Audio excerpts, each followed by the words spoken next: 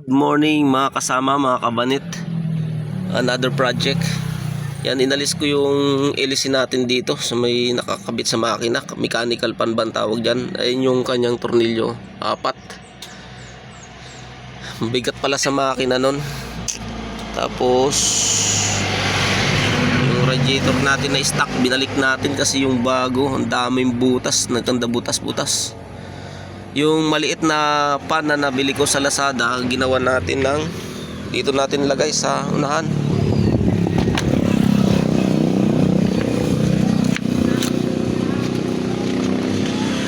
Ayan,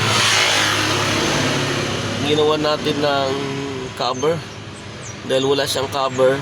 Dalawang hélice lang yung napili ko na sa Lazada. Punta tayo sa junk shop. Yan, binutasan natin tapos minold natin nasakto doon sa ating radiator na stock. Dalawang pan yan siya. Malakas yung wire nga lang na binili ko, malaki. Dahil yung maliit na umiinit, nakita ko umiinit, ramdaman ko. Ayan yung dalawang wire na yan, malaki na yan. Ayan, effective din siya, kaya rin palamigin yung ating radiator na stock. Basta maganda yung cover nya, saktong-sakto talaga na wala masyadong labasan ng hangin sa mga gilid para ang buga doon talaga pupunta sa ating radiator. Ayan, kaya lang ang ating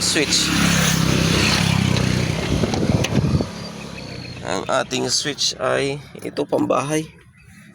Ayan, ang lakas, ang lakas nyo, talagang aabot dito yung hangin.